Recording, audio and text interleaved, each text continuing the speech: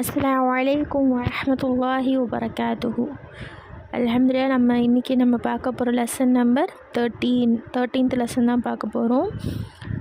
சரி. ரப்பி ஷ்ரஹ் லி ஸத்ரி வயஸ்ஸிர் லி அம்ரி வஹ்லுல் உக்ததம் மின் லிசானி யஃப்கஹு கௌலி. சரி, 13th லெசன் ஹெட்டிங் என்னென்னா அல் கல்கலா. இது என்ன பாயிண்ட் அப்படின்னா, ஆப்போசிட்ஸ் பாயிண்ட்ஸ் எல்லாமே நம்ம பார்த்துட்டோம். இது நான் ஆப்போசிட்ஸ் கயிர் முப்பதாவோட ஃபஸ்ட்டு பாயிண்ட் அல் கல்கலா. இதுக்கு ஆப்போசிட்ஸ் கிடையாது. அதை பற்றி தான் பார்க்க போகிறோம். சரி, அல் கல்கலா அப்படின்னா என்ன அப்படின்னா, அந்த கல்கலானா அசைச்சு ஓதுறது. அதுதான் கொடுத்துருக்கான், அசைத்து ஓதுதல். இது அல் கல்கலாக்கு எழுத்துக்கள் எத்தனை இருக்குது அப்படின்னா 5 எழுத்துக்கள் இருக்குது. அவை என்னென்ன அப்படின்னா காஃப், பா, ப, ஜீம், தால். இந்த 5 எழுத்து. இது நம்ம ஈஸியாக நினைவில் வச்சுக்கிறதுக்கு குத்துப் ஜத்து அப்படின்னு சொல்லிட்டு ஈஸியாக நம்ம மனசில் வச்சுக்கலாம். நெக்ஸ்ட்டு இந்த 5 எழுத்துக்களே குத்துப் ஜத் இவ்வாறு ஒரே வார்த்தையாக சேர்த்து நிறுத்தி கொள்ளலாம். அதுக்காக இந்த காஃப், பா, ப, ஜீம், தால் மேபி சம்டைம்ஸ் தனித்தனியாக லெட்டர் படிக்கும் போது வேறு லெட்டர் கூட நம்ம சேர்த்து சொல்லிவிட்டு இந்த கல்கலா லெட்டர் மிஸ் பண்ணிடலாம். ஸோ அதனால் இந்த ஒரு சென்டென்ஸ் மாதிரி நம்ம படிச்சிட்டோம் அப்படின்னா அது மனசில் அப்படியே இருக்கும். அதுக்காக தான் இது கொடுத்துருக்காங்க. இதோட சட்டம் என்ன அப்படின்னா, கல்கலாவுடைய எழுத்துக்கள் சுக்கூன் பெற்று வரும் நிலையில் அந்த எழுத்துக்களை அசைத்து ஓத வேண்டும். இந்த கல்கலா இருக்க 5 எழுத்துக்கள் வரும்போது அதுக்கு மேலே சுக்கூன் வச்சு வரும்போது அப்போ நீங்கள் அந்த எழுத்தை அசைச்சு ஓதணும் அப்படின்னு சொல்கிறாங்க. இதுதான் இதோட சட்டம் அப்படின்னு சொல்கிறாங்க. அப்புறம் இந்த கல்கலாவுக்கு சில வகைகள் இருக்குது. அதுதான் பார்க்க போகிறோம். கல்கலாவுக்கு எத்தனை வகை? 2 வகைப்படும். 2 வகை இருக்குது. ஃபஸ்ட்டு அல் கல்கலாத்து சுக்ரா, அப்புறம் அல் கல்கலாத்து குப்ரா. சுக்ரா ஒன்று, குப்ரா ஒன்று, இந்த மாதிரி 2 வகை இருக்குது. அது நம்ம ஃபஸ்ட்டு பார்க்க போகிறது அல் கல்கலாத்து சுக்ராவை பற்றி பார்க்க போகிறோம்.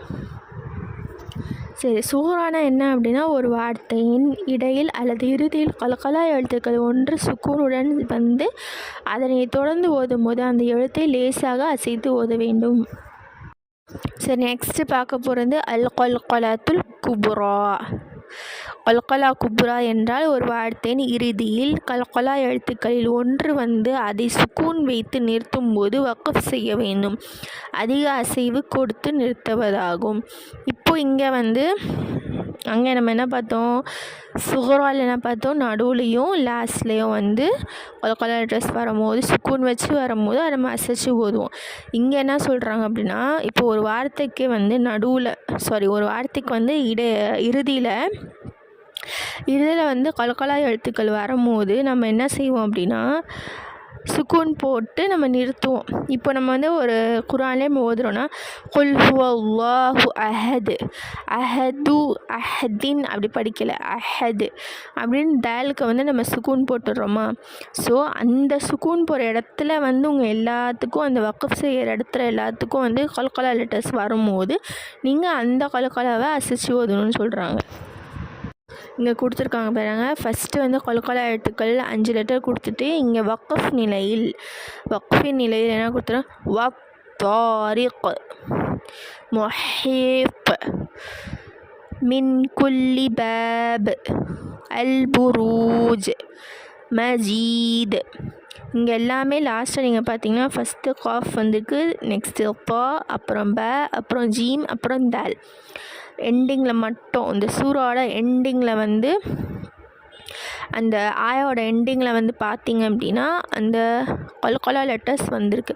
ஸோ அப்போது நீங்கள் இந்த மாதிரி எண்டிங்கில் வரும்போது நம்ம ஸ்டாப் பண்ணுறோம். இப்போது ஃபார் எக்ஸாம்பிள் நாஸ் சூறா இல்லை அஹது சூறாவை எடுத்துக்கிட்டோம் அப்படின்னா குல் அஊது பிரப்பின் நாஸ், நாஸ்ன்னு சொல்லி சீனுக்கு நம்ம என்ன போடுவோம்? சுக்கூன் போட்டு நாஸ் பண்ணுவோம். அந்த மாதிரி சுக்கூன் போடுற நிலையில் இந்த கல்கலா லெட்டர்ஸ் வரும்போது நம்ம நாஸ் படிச்சிருவாங்க, சீன் இருக்காங்க. அதுவே அவங்க காஃப் இருந்துச்சுன்னா அதை அசைக்கணும். அதுதான் கல்கலாத்துல் குப்ரா.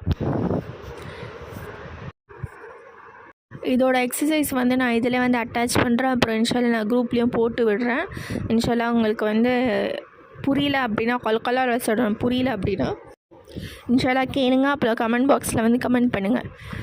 வாஹிர் தவானா அல்ஹம்துலில்லாஹி ரப்பில் ஆலமீன். அஸ்ஸலாமு அலைக்கும் வரஹ்மத்துல்லாஹி வபரகாத்துஹு.